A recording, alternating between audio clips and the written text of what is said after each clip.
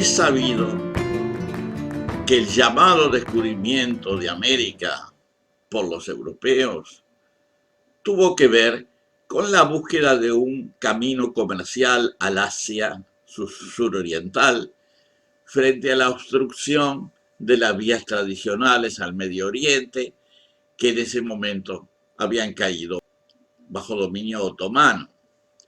También es conocido que la cultura medieval de la época había generado una mitología de grandes riquezas en países lejanos, de viajeros o caballeros que tras innumerables aventuras lograron hacerse de grandes riquezas y poder. Españoles y portugueses llegaron a este continente, para ellos desconocidos, buscando especias y oro, pero finalmente la motivación principal de su conquista fue el cultivo de la caña de azúcar. La caña de azúcar fue domesticada en la India, llegando a la península ibérica en el siglo XII para ser introducida en las islas de Madeira y luego Santo Tomé durante el siglo XV por los portugueses, donde se la cultivó intensivamente utilizando mano de obra esclava, guanche, proveniente de las Islas Canarias, recientemente ocupadas a sangre y fuego por los reyes castellanos, y mano de obra africana también, traída de las costas de Guinea. El azúcar en Europa fue sustituto de la miel y ya en los siglos XII y XIV se las vendía en boticas. Al mismo tiempo se desarrolló la destilación, un procedimiento tecnológico que comenzó en Bagdad, en el mundo árabe, dando lugar a la producción y consumo de las aguardientes. No hay que olvidar que la palabra alcohol, es de origen árabe, que aumentaron sustancialmente la demanda y por ende la producción de caña de azúcar.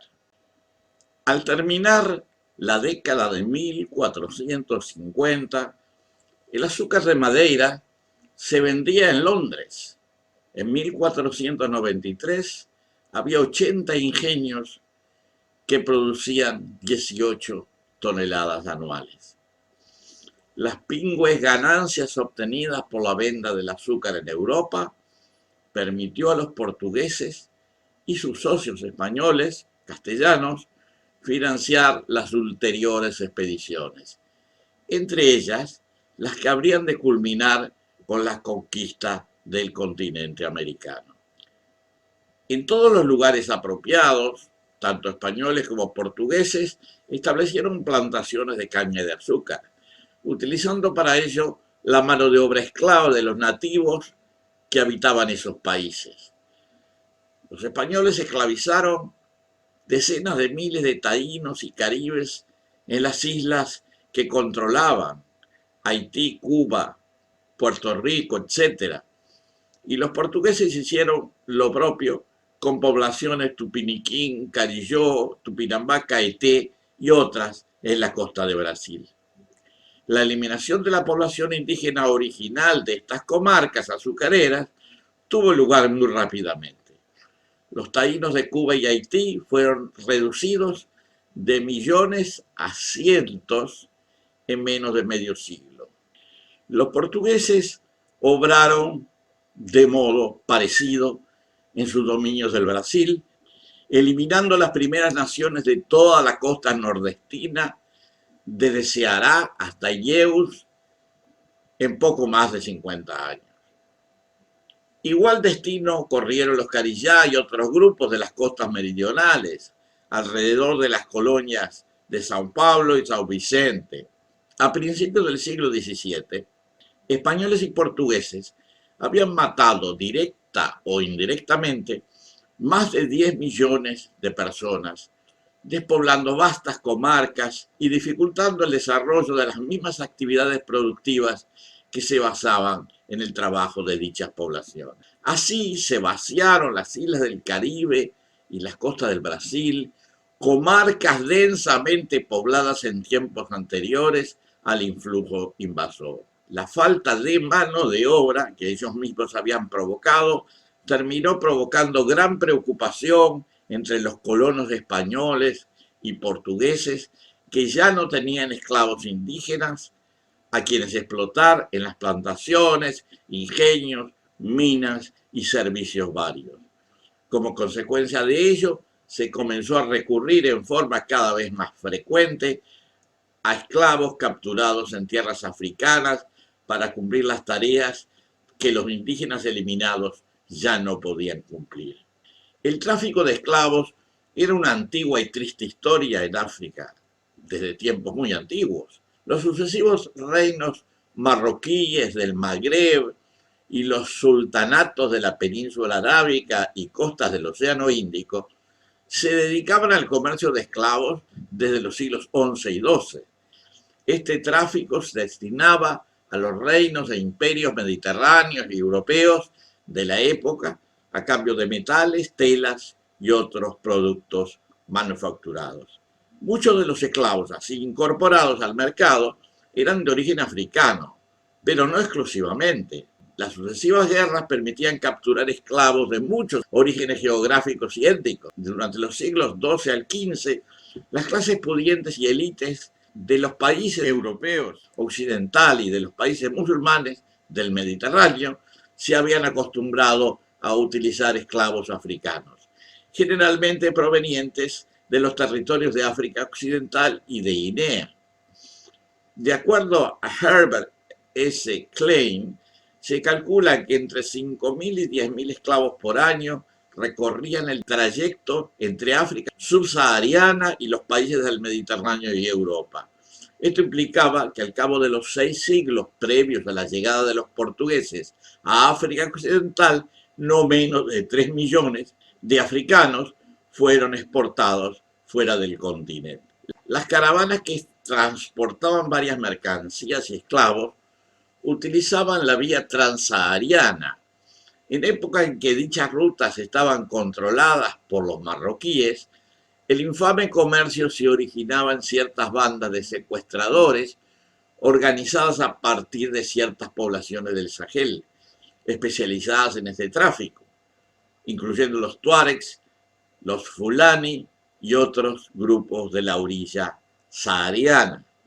Varios reinos de esta zona se basaron en gran medida en dicho comercio, como Ghana, Mali y el imperio de Gao en los siglos XII al XIV. Cuando en el siglo XV llegaron los portugueses por la vía marítima, es decir, por el sur, la relación se invirtió.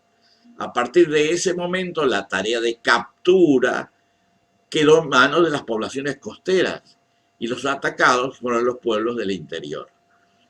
Como resultado de estos reajustes de los circuitos comerciales y conquista de bases africanas, Portugal logró apoderarse del tráfico de esclavos. En el siglo XV, los portugueses ocuparon las islas del Atlántico, Cabo Verde, Azores y Santo Tomé y varias bases costeras en el Golfo de Guinea y comenzaron a explotar la caña de azúcar utilizando también mano de obra esclava.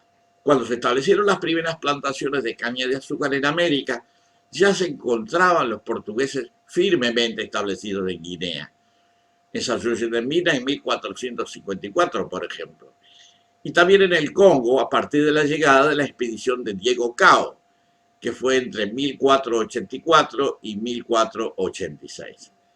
De a poco, los portugueses fueron creando una cadena de tráfico desde el interior africano a los puertos y luego a las plantaciones, primero isleñas y luego americanas, que incluía en primer lugar a los avanzadores o pombeiros que capturaban a los esclavos, los asentistas que compraban los esclavos a los pombeiros, los gobernadores locales y traficantes de la isla de Santo Tomé, que era la principal base de operaciones, y las autoridades portuguesas de Portugal y Brasil.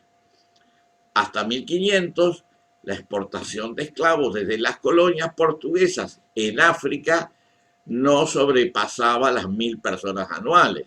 Pero a partir de 1500, debido a la apertura del mercado americano, este número se incrementó a más de 2000.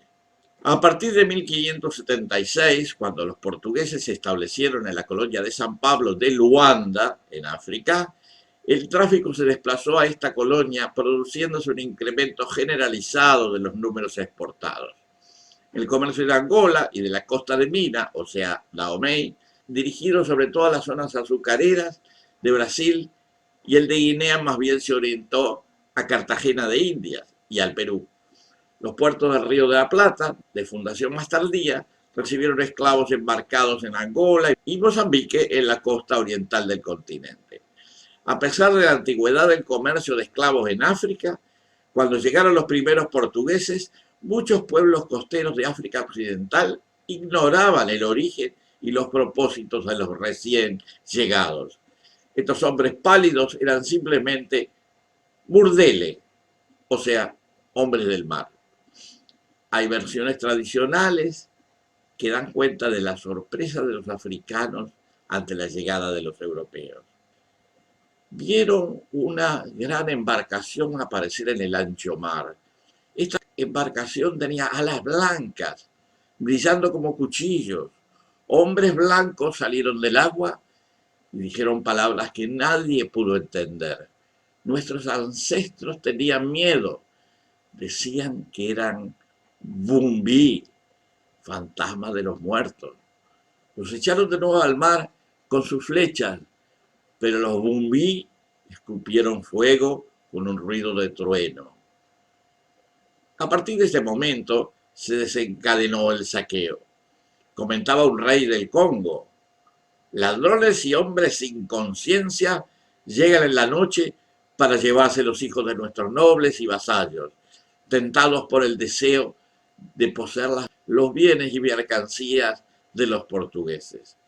Decía García de Resende en 1554, hay muchos mercaderes que se especializan en esto y los engañan y los entregan directamente a los traficantes de esclavos. El tráfico de esclavos portugués, que dominó el comercio durante los siglos XVI y XVII, estaba basado en una cadena de fuertes que habían sido establecidos en toda la costa africana. A partir del siglo XVII aparecieron los ingleses a través de la English Royal Africa Company y los franceses con su Compagnie du Sénégal, que en 1717 fue absorbido por la Compañía de las Indias Francesas. Esta es la primera parte de esta historia, que no se termina en el siglo XVIII y que me gustaría continuar en una segunda parte más adelante. En un próximo video.